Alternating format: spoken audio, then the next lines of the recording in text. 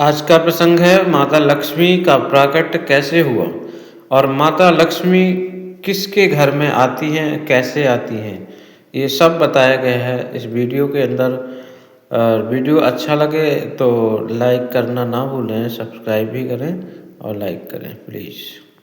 श्री लक्ष्मी माता का समुद्र मंथन से प्राकट्य प्रारंभिक वंदना। जय जय श्री लक्ष्मी माता की जय। आज हम सुनने जा रहे हैं उस दिव्य कथा को जहाँ समस्त देवताओं की आशा और समृद्धि का स्रोत माता लक्ष्मी जी स्वयं समुद्र से प्रकट हुई।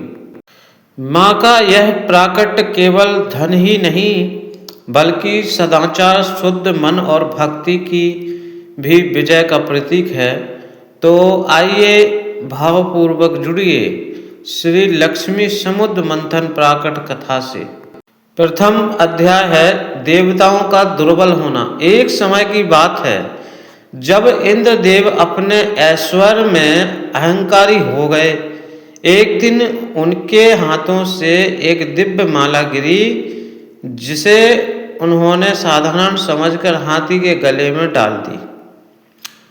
वह माला महर्षि दुर्वासा की थी। दुर्वासा ऋषि क्रोधित हुए और उन्होंने कहा, हे इंद्र, अहंकार ने तुम्हें अंधा कर दिया है। अब तुम्हारा तेज और वैभव समाप्त होगा। ऋषि का श्राप फलित हुआ। देवता दुर्बल हो गए, उनका तेज लुप्त होने लगा। असुरों ने तीनों लोकों पर अधिकार करना शुरू कर दिया। इंद्र, ब्रह्मा और सभी देवता संकट में पड़ गए। वे सब मिलकर श्री विष्णु के पास पहुंचे और बोले, हे भगवान, हमारी रक्षा कीजिए, हमारी शक्ति समाप्त हो गई है। द्वितीय अध्याय श्री विष्णु का उपाय। भगवान विष्णु ने कहा, हे देवगण, तुम्हारी शक्ति समुद्र में छुपी है। उस शक्ति को प्राप्त करने के लिए तुम्हें समुद्र मंथन करना होगा। लेकिन ध्यान रहे, मंथन केवल देवता नहीं कर सकते, तुम्हें असुरों से भी सहयोग लेना होगा। देवता और असुर दोनों सहमत हो गए। श्री विष्णु जी ने कहा, मंदरांचल पर्वत को मंथन दंड बनाओ और वासुकी नाग को रस्सी।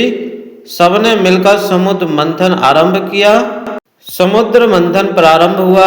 असुरों ने वासुकी नाग के मुख की ओर से पकड़ लिया और देवताओं ने उसकी पूंछ की ओर से। जब मंथन शुरू हुआ तो समुद्र से पहले हलाहल विष निकला जो इतना घातक था कि संपूर्ण सृष्टि जलने लगी। तब सभी ने भगवान शंकर को पुकारा। महादेव ने कृपा करके वह विष अपने कंठ में धारण किया। तभी उनका नाम पड़ा नीलकंठ।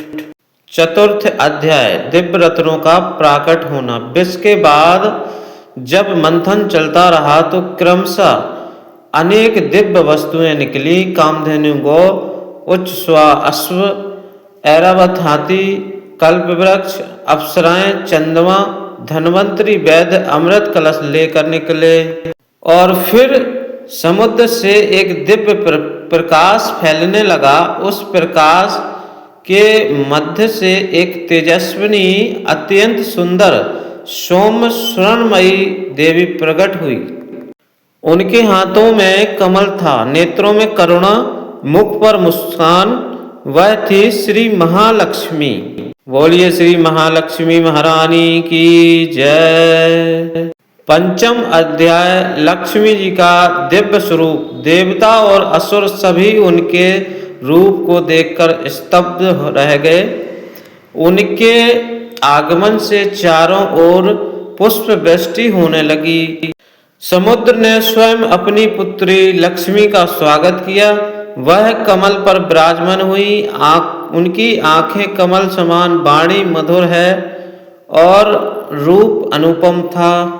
देवताओं ने भक्ति से कहा, हे देवी, आप समृद्धि की अधिष्ठात्री हैं। आपके बिना कोई भी जीवन सुखी नहीं रह सकता।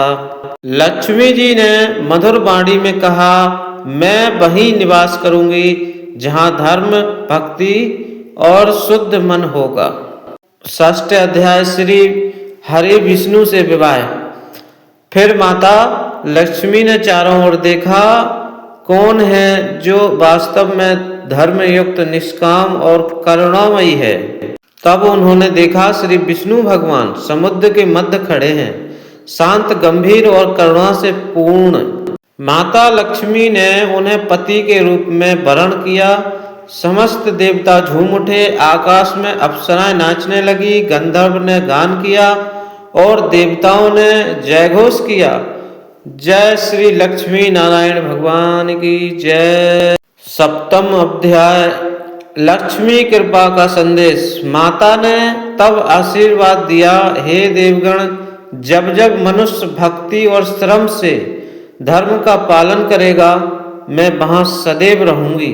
पर जहां आलस्य, क्रोध और अधर्म होगा, वहां मेरा निवास नहीं होगा।